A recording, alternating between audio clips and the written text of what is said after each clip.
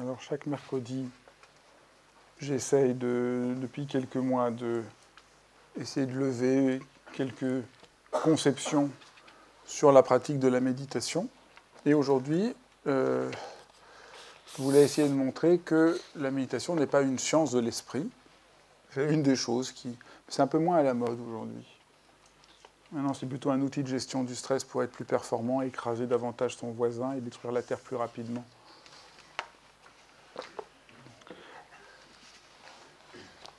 On parle moins de la méditation comme science de l'esprit, mais je voulais essayer de parler un peu de ça. Et les mécompréhensions sur la méditation sont toujours intéressantes parce qu'il y a quelque chose qui est vu, qui est juste, mais qui n'est pas assez bien considéré. Et alors, à un moment, dans la méditation, ce qui est frappant, c'est que vous en avez fait l'expérience, ce n'est pas un acte religieux, ce n'est pas un acte de foi. Je ne vous ai pas demandé de croire en quelque chose, ou c'est parce que vous allez faire quelque chose qu'il va se passer quelque chose. Mais on est juste présent, et on a une certaine finesse qui vient. On est un peu plus présent à son esprit. On voit un peu plus qu'on est présent, qu'on n'est pas présent. On voit un peu plus qu'on est pris par des pensées, par des émotions. Peut-être avant de pratiquer, là, tout à l'heure, vous étiez moins en contact avec ce que vous sentez. Donc il y a une dimension de clarté qui apparaît avec la pratique de la méditation. Au fond, méditer, c'est une expérience de clarté, de lucidité. Il y a plus de clarté, il y a plus de lucidité. On est un peu plus au courant de ce qui est en train de nous arriver. Donc ça, c'est tout à fait juste. Et même peut-être pour ceux qui découvrent la méditation, c'est assez commotionnant. Qu'il y a une forme d'approche aussi simple et directe de notre propre être. Moi, je me souviens, je raconte souvent ça, mais je trouve que c'était tellement frappant. Francisco Varela disait souvent que méditer, c'est comme avoir un microscope pour regarder son propre esprit. Et j'adore parce qu'il est toujours un microscope gentil. Et c'est très... C'est vrai, on devient très précis sur son expérience dans la pratique. Donc on pourrait, on pourrait aisément juste glisser et dire que méditer, c'est une science de l'esprit. Mais je pense que c'est ce passage-là qu'il faut éviter. Parce que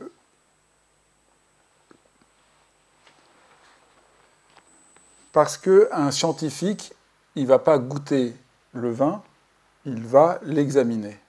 Et que dans la méditation, on n'est pas comme le scientifique qui va examiner le vin, on est plutôt comme le bon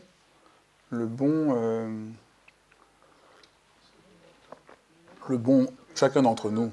Moi, je sais, mais j'ai l'idée que les œnologues n'ont pas beaucoup de rapport au vin. Mais ça, c'est une autre question que je ne vais peut-être pas aborder ici. Mais en général, les œnologues sont pris par la technique et vous expliquent que tel vin est formidable, parce qu'ils vous parlent, vous ne comprenez pas un mot, c'est tel cépage, telle chose, tel terrain, le nom du récoltant. Vous allez dans un restaurant, les œnologues vous dites toujours le nom du récoltant, personne ne les connaît du tout, et ça ne vous donne aucune indication. Mais alors, quand vous leur demandez, mais est-ce que vous pouvez me décrire comment est le vin, ça, moi, si le vin blanc, il a du gras ou du minéral, et alors ça, ils ont beaucoup plus de mal à le dire. Elle va vous dire, c'est telle parcelle, tel endroit, et je connais celui qui le fait, ce qui n'est pas le gage de quoi que ce soit. Et donc, des fois, on a l'impression qu'ils n'ont aucun goût pour le vin. Et donc, je ne fais plus trop confiance. Enfin, après, il y a des bons et des moins bons, mais il y a une tendance. C'est comme les critiques musicales. vous voyez, des critiques musicales, ils n'ont plus aucun plaisir à écouter de la musique. Ils vous disent, ah là, à ce moment-là, cette croche-là n'était pas absolument parfaitement faite. Mais la musicalité, c'est ça qui devrait importer. Donc je préfère dire monsieur et madame tout le monde qui aiment ça. Quand on goûte du vin, on ne l'examine pas. On sent si ça nous touche, si ça nous plaît. Et on essaye de s'ajuster au vin. Eh bien, méditer, c'est plutôt ça. Voyez, c'est plutôt s'ajuster à ce qu'on éprouve et ce qu'on examine, plutôt que ce recul. Et c'est une question très... J'ai l'air de blaguer un peu comme ça, mais c'est très subtil, parce que, je vous dis, il y a une part de vérité, il y a une part dans la méditation, on voit qu'on est en train de penser, on ne s'identifie pas à ses pensées, on voit qu'on est... et donc on se désidentifie. On a une pensée qu'on est... je sais pas quelle pensée on a sur soi-même, ou que quelqu'un nous a dit quelque chose, qu'on était vraiment idiot. Et dans la méditation, comme on revient à la source de la vie, on voit la pensée et on se désidentifie à elle. Donc c'est juste. Mais le pas à ne pas franchir, c'est dire que dans la méditation, on est juste là pour observer à distance. On observe, mais pas à distance. On a bien un microscope, mais il est gentil. On regarde bien avec précision notre expérience, mais pas dans un retrait, comme dans une science, même la science peut être formidable, mais là, c'est quand même plutôt un art de vivre.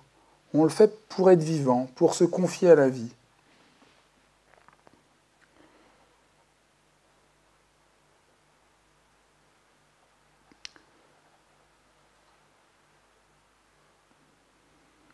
Vous voyez, dans l'exemple du vin, ce qui est en jeu, c'est l'appréciation.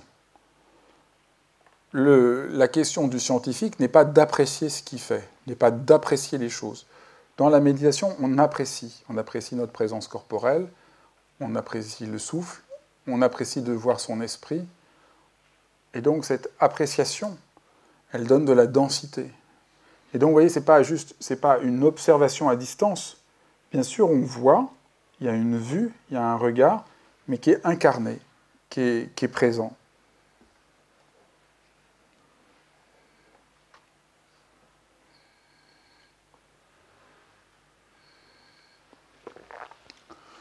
Voilà un aspect de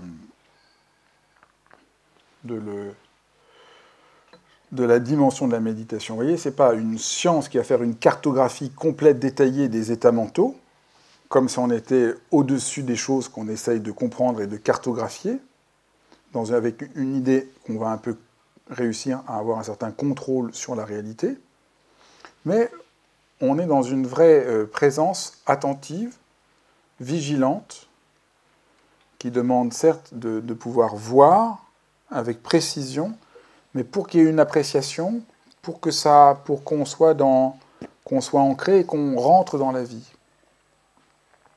Donc certes, en faisant ça, on comprend mieux son esprit, on comprend mieux son existence, mais pas, je dirais encore une fois, pour faire une cartographie, mais pour savoir mieux vivre, pour être davantage harmonisé à son propre esprit. Donc voilà, c'est un petit éclairage sur la pratique de la méditation. C'est un point, j'ai bien conscience, pas si évident.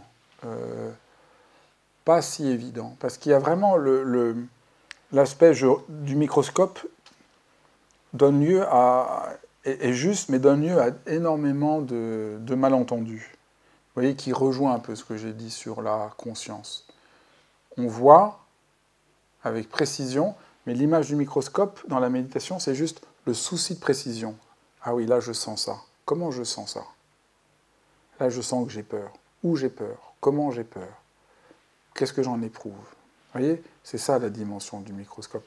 Mais ce n'est pas la dimension à distance, objectivante de la chose. Voilà, c'est ça qui est important. Si on est trop à observer, certaines personnes pensent que méditer, c'est juste observer ce qui se passe. Mais alors du coup, ils sont à distance, comme dans une tour de contrôle qui supervise leur existence. Et la méditation est perdue. Parce qu'ils sont coupés de la vie. Et au fond, c'est très simple. La méditation, vous savez que c'est bien si ça vous rend vivant.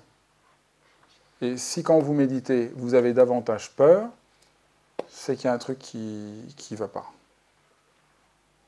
Je pense que c'est vraiment aussi simple que ça. On est plus vivant, on a plus confiance, il y a plus de liberté, c'est plus fluide. Ça, c'est la méditation. Et si la méditation, c'est une sorte de crainte, de ne pas y être, de ne pas réussir, c'est qu'il y a quelque chose qui s'est perdu en cours de route. Voilà, si vous avez quelques questions, vous êtes bienvenus. Vous êtes très loin derrière, mais on va vous donner le...